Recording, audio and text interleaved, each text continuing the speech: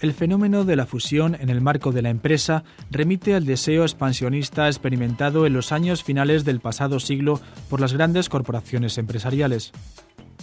Fundamentándose en el desarrollo tecnológico, la eliminación de las barreras comerciales y la reducción de los costes de transporte, la gran empresa se lanza a la conquista de nuevos mercados, invocando la máxima de la consecución de una posición de privilegio en esos mercados. Para tal fin, dos o más empresas tienen a bien unir esfuerzos y capitales con el propósito de obtener un objetivo común: optimizar los beneficios. Las fusiones entre empresas obedecen a múltiples motivos, desde la creación de valor o riqueza para los accionistas hasta la consolidación de un sector o el diseño de una posición más agresiva ante la competencia. En el programa de hoy vamos a intentar profundizar en algunos de los aspectos más relevantes de estos procesos de concentración empresarial con la ayuda del profesor Álvaro Cuervo García, catedrático de Economía de la Empresa en la Universidad Complutense de Madrid. En las dos últimas décadas se ha producido un fenómeno aparentemente contradictorio. Por un lado, las empresas han reducido sus inversiones, han reducido también su tamaño empresarial y se ha observado una clara tendencia a la especialización. Y por otro lado, se han observado procesos de fusión. ¿Cuál sería la explicación a este fenómeno aparentemente contradictorio? No veo contradicción. Lo que se ha producido es una consolidación sectorial. Cada vez son menos los agentes que actúan en un mercado. Se ha producido una globalización de los mercados y en los últimos años se ha producido lo que denominamos nueva economía, que ha facilitado la información y ha facilitado y reducido los costes de transacciones. Por ello, ha llevado consigo a que cada vez en los mercados haya menos agentes operando. Pero lo que pasa también es que esa forma de operar, esa forma de organizar la producción se está rediseñando y cada vez más las grandes empresas se convierten en centros de ensamblaje y cada vez, por lo tanto, parte de la producción se transfiere a otras unidades empresariales, se transfiere al mercado. Lo que está reproduciéndose, por lo tanto, produciéndose en la economía global y en la economía española, en el fondo, es, primero, una consolidación y globalización de los mercados.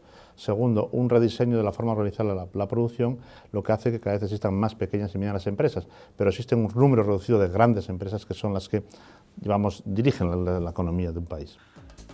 Entre los motivos que son aducidos como determinantes en los acuerdos de fusión empresarial, según últimos estudios efectuados en la materia, se encuentran la tendencia a la mundialización de los mercados y el ahorro de costes sobre el crecimiento y la innovación. Estos procesos de fusión van dirigidos bien a potenciar el crecimiento de las compañías o bien a potenciar la diversificación de estas compañías. A potenciar el crecimiento, los ejemplos claros y evidentes son las concentraciones que se han producido en el sector bancario en España, ¿verdad? Como alternativa al crecimiento orgánico que puedan llevar a cabo estas entidades, lo que se procura es un crecimiento más acelerado en mercados que son maduros y que están en un proceso de consolidación para lograr cuotas de mercado superiores, una diversificación geográfica superior o el acceso a una cartera de clientes aún mayor. Igualmente, en vez de buscar la potenciación de lo que es el crecimiento en el negocio que está desarrollando una compañía en un determinado momento, se puede buscar la diversificación, es decir, procurar la entrada en otro tipo de actividades, en otro tipo de negocios, mediante la unión de fuerzas con otras organizaciones empresariales que ya están posicionadas en esa actividad. La fusión empresarial integra el conjunto de concentraciones empresariales que supone la pérdida de personalidad jurídica para alguna de las partes implicada en el proceso de fusión. Atendiendo a esta naturaleza, la fusión empresarial presenta dos concepciones diferentes: la fusión por creación y la fusión por absorción. En la primera de ellas, la fusión por creación, dos o más empresas se unen creándose una tercera que asumirá el patrimonio de las dos o más empresas fusionadas. En el caso de la fusión por absorción, una empresa absorbe a otra u otras empresas, asumiendo ante la extinción de estas últimas la totalidad del patrimonio. De los distintos agentes, tanto internos como externos que coexisten en el seno de una empresa, ¿quiénes serían los más beneficiados de un proceso de fusión? Teóricamente, las fusiones se realizan para maximizar el valor de la empresa, para maximizar la riqueza de los accionistas. Pero de hecho, muchas veces lo que ocurre en la vida es que las fusiones y adquisiciones lo único que permiten es a lo mejor maximizar la riqueza de un agente de la empresa, la dirección, no la riqueza, sino su función de utilidad, o la de los accionistas de referencia, los accionistas de lo que se denomina núcleo duro. Otras veces lo único que sirven las fusiones y adquisiciones es para transferir rentas, en muchos casos de los consumidores, a los accionistas y trabajadores, que es que simplemente el poder de mercado que implica la fusión o la adquisición de otra empresa permite que esa empresa utilice ese poder de mercado para mover los precios y para conseguir rentas de los consumidores en favor de sus accionistas o trabajadores. Esa es un poco la realidad también de los hechos. Los procesos de fusión empresarial distorsionan en innumerables ocasiones el funcionamiento de los mecanismos de la competencia perfecta. Asistimos entonces a la aparición de situaciones oligopolísticas en el mercado, consecuencia de la capacidad de manipulación sobre los precios que ejerce el reducido conjunto de empresas que domina la producción. Da la impresión de que detrás de algunas fusiones lo que realmente subyace es la creación de oligopolios y a partir de estos cierta manipulación de algunas de las variables del mercado. ¿Cómo funcionaría esto? ¿Cuál sería la explicación? ¿Realmente ocurre esto? Es decir, ¿hay una creación de oligopolios o no es así? El tema de que las fusiones y adquisiciones lo que están buscando es poder de mercado y por lo tanto lo que están consiguiendo es que el número de competidores cada vez sea menor y por lo tanto pasemos de una situación de competencia más o menos perfecta, competencia oligopolística o monopolística. Esto es una realidad si vemos el mercado a nivel nacional. Pues estamos ahora en una transacción de mercados nacionales a mercados, diríamos, más globales e incluso de grandes espacios. Para la empresa española el mercado es el mercado doméstico europeo, pero de hecho todavía este mercado europeo está muy segmentado por naciones y por eso vemos que las fusiones y adquisiciones están consiguiendo situaciones de oligopolio a nivel de cada país. Pero si aceptamos como mercado el español, el mercado doméstico europeo, esa situación se atenúa. Pero el hecho es que existen barreras de entrada en los mercados y el hecho es que en este periodo transitorio hacia ese mercado doméstico europeo las empresas pueden aprovechar su posición de oligopolio en muchos mercados. Es una constatación que tenemos en España y en la mayoría de los países europeos.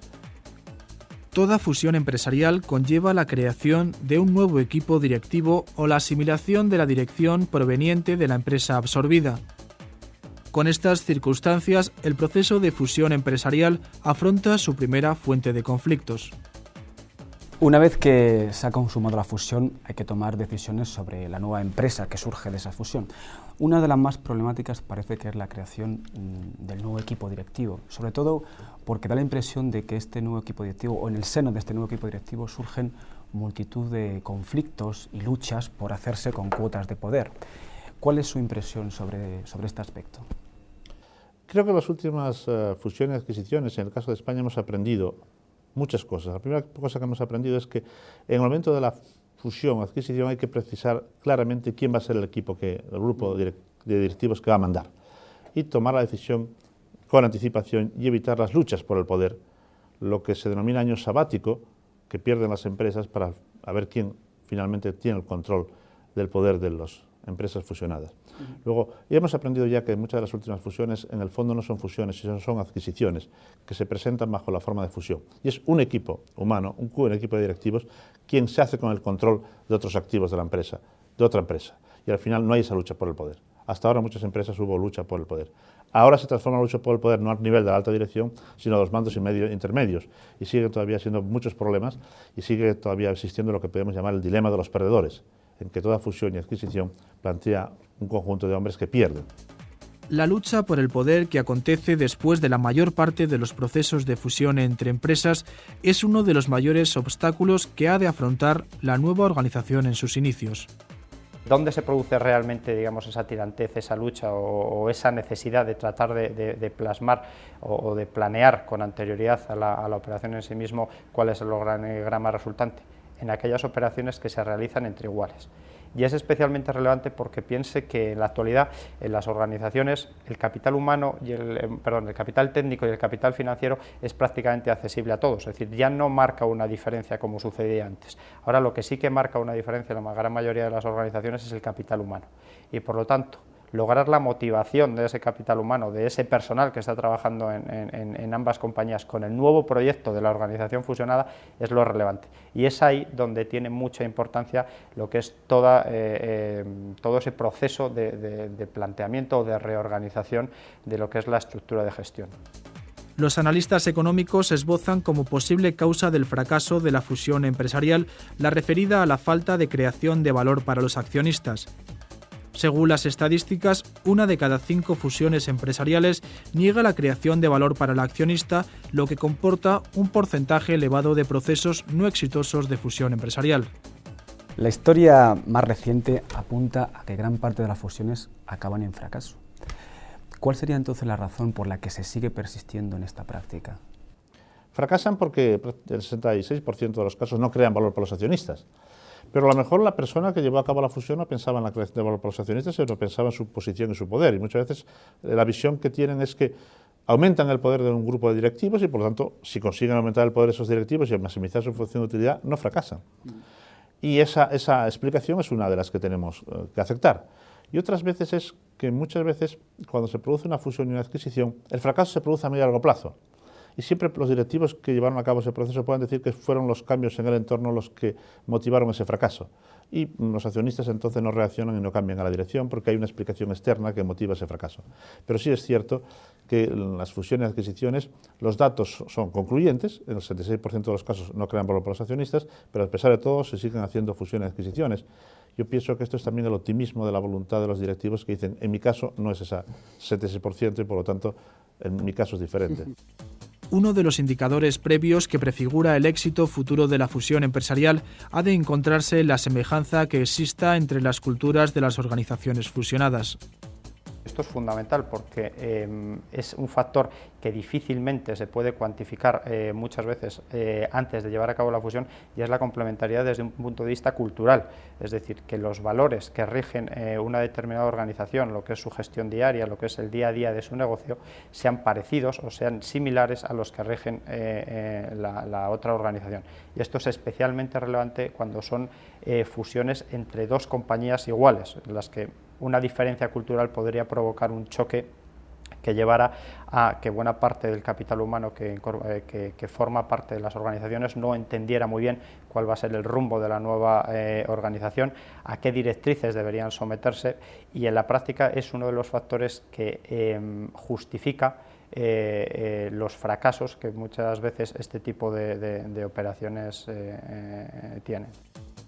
El proceso de fusión empresarial no es sinónimo de creación de beneficios para todas las partes implicadas en la fusión. Está comprobado que, en múltiples ocasiones, agentes económicos significativos de la empresa se ven perjudicados por esta unión de empresas. Hemos comentado anteriormente que había dentro de la empresa unos grupos que salían claramente beneficiados de un proceso de fusión. Si le parece, podríamos centrarnos ahora en los perjudicados. Es decir, ¿quiénes son los que resultan más perjudicados cuando hay una fusión entre empresas?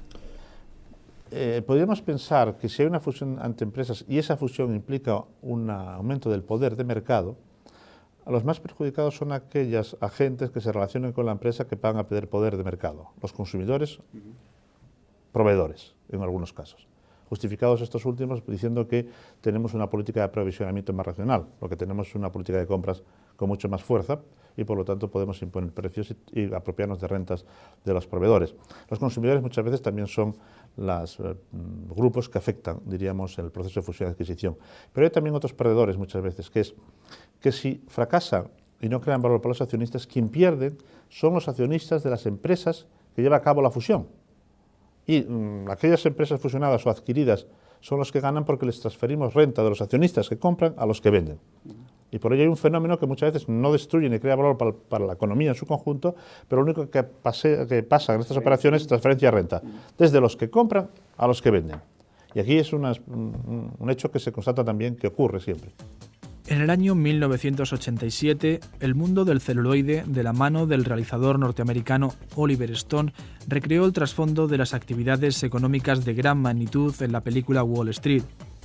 En ella se radiografía a una de las especies que más poblaba la fauna bursátil de los años 80, la del tiburón financiero, asociada al destino de las grandes empresas de aquel tiempo. Hay una película, yo creo que todo el mundo la ha visto, Wall Street, de Michael Douglas, en las que se describe, yo diría de una forma bastante agresiva, un proceso de fusión. ¿Ocurre esto en la realidad o es pura ficción? La película describe la figura muy vinculada a las fusiones y adquisiciones, que es la figura de los tiburones. Esos tiburones financieros, financieros, ¿no? Esas personas que en aquellos años que estamos hablando de los 70 tenían una mala imagen porque se consideraban que eran unos seres negativos, porque intentaban comprar una empresa. Una vez comprada la empresa, consideraban que las partes de la empresa valían más que el todo, la dividían, la segmentaban, la dividían, o otras veces llevaban a cabo procesos, diríamos, de ajuste en esa empresa, reduciendo drásticamente la plantilla para conseguir mucho más eficiencia y para compensar, diríamos, el precio que habían pagado por esa empresa a través del incremento de los beneficios. Se les ve como una figura negativa, pero yo también les veo como una figura positiva, porque había que pensar que estos eran unos tiburones, pero es que los tiburones ganan dinero porque la empresa estaba dirigida por unas personas que estaban aprovechándose de su renta y por lo tanto viviendo a costa de esa empresa, a costa de los accionistas o a costa de los consumidores, porque no mejoraban la eficiencia de la empresa. Luego es una visión, diríamos, positiva y negativa. Yo creo que hay que pensar que cuando alguien quiere comprarle una empresa, no es un ser agresivo, no es un tiburón, simplemente el que quiere vender puede decir no, y no está conforme y no pasa nada. Acostumbradas a acaparar los grandes titulares de la prensa, así como los espacios principales de los noticieros televisivos, las fusiones empresariales son un fenómeno que nos muestra a las claras otro acontecimiento, el de la mundialización, esa difuminación no exclusivamente comercial, sino también ideológica de las fronteras y los pensamientos, impuesta por una nueva concepción del mercado.